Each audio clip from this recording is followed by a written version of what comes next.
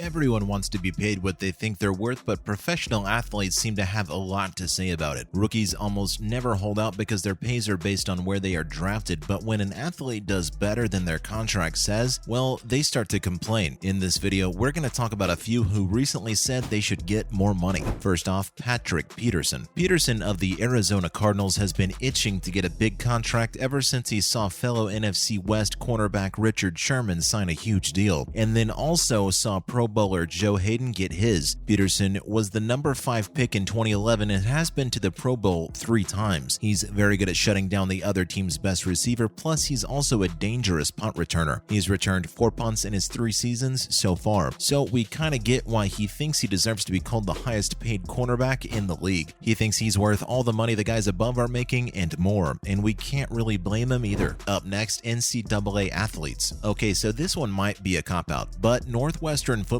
players formed a union to push for college athletes to get paid, so it's very real. Anyone who's been to college knows how hard it is to find time to make money while studying, going to class, and trying to keep your sanity by having a social life. Now imagine doing all that plus practicing for hours every day just to play a sport. College athletes shouldn't be underpaid just because they're that. Let's be real, they're putting in a lot of work, almost as much as a full-time professional football players. And after men's college basketball and national champion Shabazz Napier said he sometimes goes to bed hungry, the NCAA might want to really think about it. Followed by Dez Bryant. Dez Bryant, a wide receiver for the Dallas Cowboys, was drafted in the first round, and in his first 4 seasons, his numbers have only gone up. Then in 2013, he broke out and made the Pro Bowl, so it definitely makes sense why Bryant wants to be paid like a number 1 receiver, and no one can really argue with that. In 2017, he was even offered a pay cut out of all things, while threatening to push him out of the team. As quarterback Tony Romo's main outside target, the Cowboys would be smart to sign the 25-year-old star to a long-term deal to make sure he stays happy in the Big D. The kid's a complete stud and he deserves to be treated that way. Moving on to Jose Aldo. MMA fighter Jose Aldo probably deserves a bit more money than he's getting. He's got a career record of 24-1 and holds the UFC featherweight championship belt. At least that's what he thinks. Aldo recently said he feels underpaid by his employer even though he's the best fighter in the world in his weight class. He thinks that other fighters who haven't done as much or aren't as well known as he is get paid more.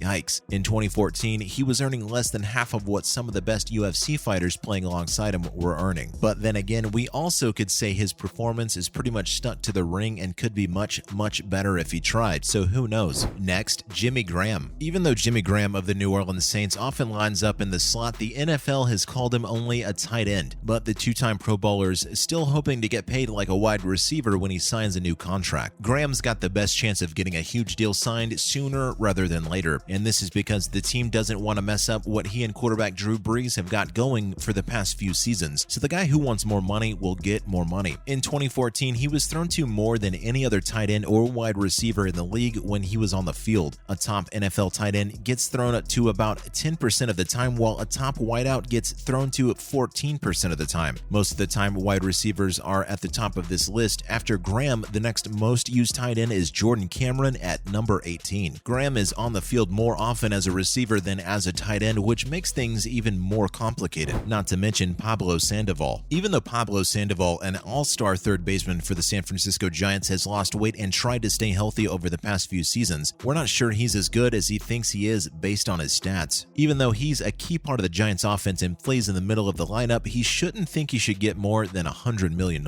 Still, that's what Kung Fu Panda wants from his team as the two sides keep working on a new agreement. And in 2017, the Red Sox cut ties with the 30-year-old third baseman to whom they still owe about $49 million in guaranteed salary. In the middle of a pennant race and with a clear need for production at third base, they were paying Sandoval all that money to leave or more likely to play for somebody else. Let's learn more about Vernon Davis. Vernon Davis is a 2-time Pro Bowler and one of the strangest tight ends in all of football. There's a good reason he hasn't been at the San Francisco 49ers offseason program, even if no one's saying it. Yes, because he wants a new contract right away. Davis doesn't like how other playmakers are getting paid a lot of money, and he doesn't like how his team is adding big names that will likely limit his touches. He wanted to get his before it's too late, and thanks to his determination to stick to his guns, by 2014 he managed to get the biggest contract for a tight end in league history. Coming up, Caroline Wozniacki. Caroline Wozniacki is the former #1 tennis player in the world and recently divorced fiance of Rory McIlroy, and she might have complained about how much tennis players make a few years ago, but we're sure she hasn't changed her mind much. Wozniacki knows that players, especially women, don't make as much as other world-class athletes because she only got $150 for her first pro match. The big question of whether or not women's tennis players should get paid the same as men has been talked about for years. Because both men and women have to play the best of 3 sets to win their final matches on the ATP Tour, it was fair that they both got the same amount of money. Still, now that her net worth is close to $20 million, she might not have much to say. Even by 2019, she was the 6th highest paid female athlete in the world. Next, LeBron James. LeBron James has got plenty of money. His contract with the Miami Heat pays him $18 million a year, and his endorsements bring in another $42 million. Still, that doesn't change the fact he's underpaid for everything he does, and he's not afraid to say so. James could ask for more money, but he might not feel the need to. He could remind everyone that he's never signed a max deal in his career. Basketball Reference says James' salaries with the Heat were $14.5 million, $16 million, $17.5, and $19 million during his first 4 seasons there. In a league with a salary cap, James, who was almost certainly the best player in the league, was paid too little. Even though James had agreed to take less money to help the Heat, he was still making less than he could have. Windhorst says that feeling made James decide he would do everything he could to get a max contract. Finally, Victor Cruz. Victor Cruz, a wide receiver for the New York Giants, isn't on this list because he wants a new contract. Instead, he's here because he regrets the big deal he already signed. Yes, after the G-Men gave Cruz $43 million last summer, he complained about the deal and said it was tough because he didn't get more.